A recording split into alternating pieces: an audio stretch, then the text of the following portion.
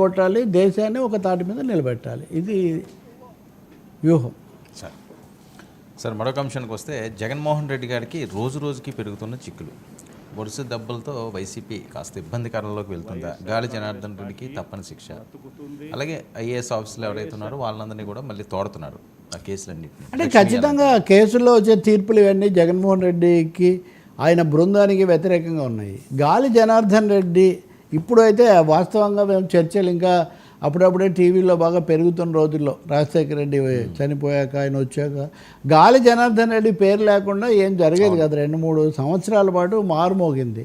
So Jagan తరఫున గాలి జనార్దన్ రెడ్డి వచ్చి జగన్ నా తమ్ముడు అని చంద్రబాబు నాయుడు మీద తీవ్రమైన భాషలో మాట్లాడి హైదరాబాద్ తాజ్ హోటల్లోనో ఎక్కడో, ఇవన్నీ కూడా ఇటీవలి చరిత్రనే. ఆయన బీజేపీ నాయకుడు, బీజేపీ మంత్రి కూడా. అది కూడా ఇప్పుడు జగన్ పేరు మనం అనుకుంటే జగన్ బీజేపీకి మిత్రుడు కూడా కదా ఆ విధంగా. సో ఇదొక పెద్ద నెక్సెస్ ఉండింది. కాబట్టి గాలి జనార్దన్ రెడ్డిని ఎన్నిసార్లు కర్ణాటకలో వాళ్ళ ప్రభుత్వం వచ్చాక, కేంద్రంలో 3 సార్లు మోదీ ప్రభుత్వం వచ్చిన తర్వాత కూడా అతనికి శిక్ష తప్పలేదు. అంటే అతను చేసినటువంటి నేరము, గనుల దోపిడీ ఎంత తీవ్రమైనవో తెలిస్తే ఖచ్చితంగా ఓ 4,000 కోట్ల రూపాయలైనా ఇందులో గల్లంతం ఏంటి. అంతేకాకుండా ఎగుమతులను కూడా తప్పుగా చూపించారు, సరిహద్దులు దాటి చేశారు అన్నది కూడా వచ్చింది. ఇంకా రెండోది ఐఏఎస్లకు సంబంధించి ఐఏఎస్ శ్రీలక్ష్మిని నిర్దోషి అని హైకోర్టు వదిలేసింది, తెలంగాణ హైకోర్టు. అంతకుముందు కింది కోర్టు, సిబిఐ కోర్టు ఆమె మీద విచారణ జరుపుతుంటే ఎలా వదిలేశారు? 2022లో వదిలేస్తే ఆమెను వెంటనే ఆ ప్రభుత్వంలో చేర్చుకొని మళ్ళీ ముఖ్యమైన పదవి ఇచ్చి ఇవన్నీ కూడా చేశారు. ఇప్పుడు సుప్రీంకోర్టు హైకోర్టు తీర్పును తప్పు, మళ్ళీ విచారణ జరపండి అని చెప్పింది. ఇంతకంటే ఒక అధికారికి కానీ 3 నెలల్లో రిజల్ట్ కావాలంటే ఇంకేమని చెప్పాలి? వాళ్ళు ఎటువైపు ఉన్నారో చాలా స్పష్టంగా తెలుస్తుంది కదా. సో వీళ్ళు ఎలా చెప్తారు, ఏం చేస్తారో మనకు తెలియదు. కానీ ఇంకా మూడోది పిఎస్ఆర్ ఆంజనేయులు, దానికి సంబంధించిన ఏపీపీఎస్సీ ఇది కూడా రావడం. కాదంబరి జత్వాని కేసులో ఆ విశాల్ గున్ని మరికొందరు వీళ్ళకేమో ప్రస్తుతానికి హైకోర్టులో ఉపశమనం వచ్చింది, కానీ మీరు విచారణకు సహకరించాలని చెప్పారు. కానీ అదే సమయంలో ఏపీపీఎస్సీ కేసు ఇంతకంటే పెద్దది. అంటే మాన్యువల్గా చేయమంటే మాన్యువల్గా చేసాము అని కోర్టును పక్కదో పట్టించారు, కానీ వాస్తవంగా డిజిటల్గానే చేశారు. దీనికోసం ఒక షామ్ ఎక్సర్సైజ్, ఒక ఉత్తుత్తి కసరత్తు బూటకం చేశారు. సో ఆ బూటకం చేసిన దానికి పలానా సైమ్ఖాన్ అనే సంస్థ దీనికి ఆధ్వర్యం వహించింది. కాబట్టి ఆ ధాత్రి మధును మొన్న నేను మాట్లాడాను కదా, ఆయన్ను దాంట్లో అరెస్ట్ చేసినటువంటి పరిస్థితి. మద్యం కుంభకోణంలో కూడా వీళ్ళెవరికి బెయిల్ ఇవ్వడానికి సుప్రీంకోర్టు నిరాకరించింది. సో ఒక్కొక్క తలుపు మూసుకుపోతుంది అనేది చాలా స్పష్టంగా కనిపిస్తుంది మనకు.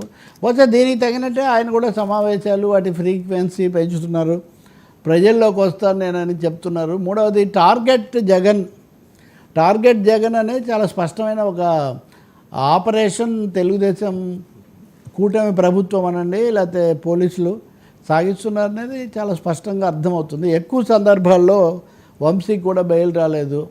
సో వాళ్ళకు ఊరట కలిగించేవి చాలా తక్కువ.